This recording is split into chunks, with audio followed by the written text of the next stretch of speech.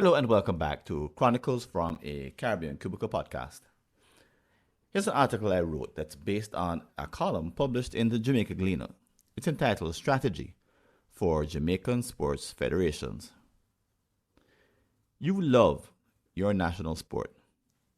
Seeing the Jamaican or West Indian flag soar above a global stage fires you up. But you also see that in football or cricket, we've fallen. Could it be something about long term thinking? When the West Indies men's cricket team dominated the world in the 1980s and 90s, other countries envied them. They all tried to catch up, but Australia's response was unique. They decided to invest in youth cricket like never before. Why? They recognized a long term problem. Quick fixes wouldn't solve it permanently. Fast forward a decade, and their success since then shows their planning at work. While we in the West Indies struggle to find talent, revive interest, and fix governance problems, Australian dominance continues. Simply put, they built a system to win international cricket. Meanwhile, the West Indies continues to fail, except for occasional successes. We get lucky sometimes and win, but those wins happen despite our system, not because of it. I'm not criticizing our setup. I'm not an expert. But if we learn from Australia's long term focus, can we apply it to our national football team? We got lucky and competed in the World Cup once, but a long term system is still missing there. More importantly, is there something our sporting federations can do differently in their planning? Here are three ideas if you happen to be a part of one. Number one, pick a target year and visualize. First, set a planning horizon 10 to 30 years ahead, your target year.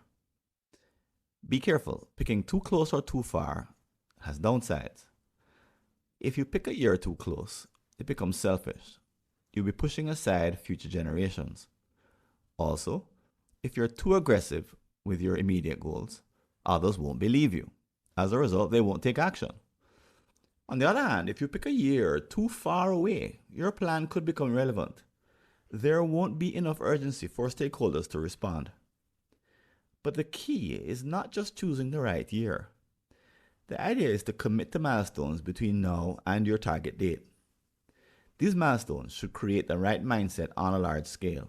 They could inspire people of all ages to make the sacrifices needed for world-class performance.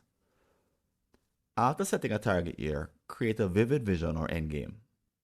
This isn't just a vague vision statement, but a numeric, measurable list of outcomes. Together, they describe your desired future. Within this space, generate up to 3 unique but alternative visions. Then choose one. Many organizations make a big mistake by stopping here. Number 2, strategize backwards.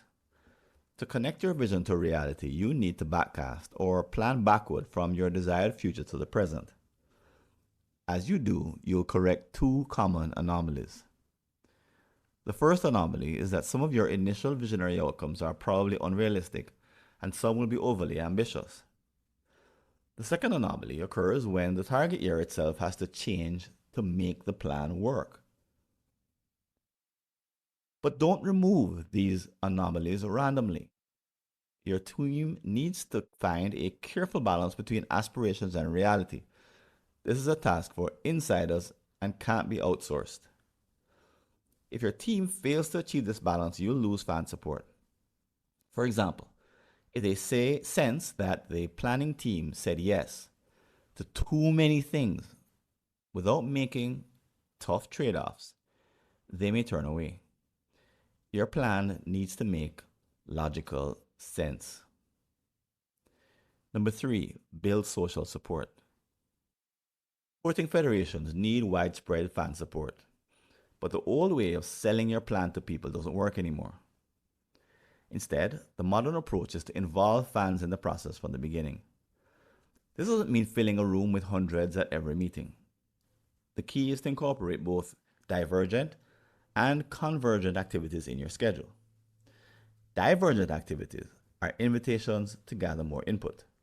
They benefit from broad participation. However, Convergent activities involve making tough decisions using that input. This is a consolidation step where you summarize and draw conclusions. Use both in a sort of dance, and you'll bring your fans into your long-term thinking and the planning needed to achieve success in your sport.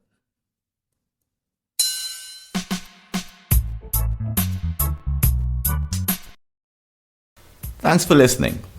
Do you have an unsolved problem in your Caribbean company related to strategy, productivity, engagement, or business process improvement?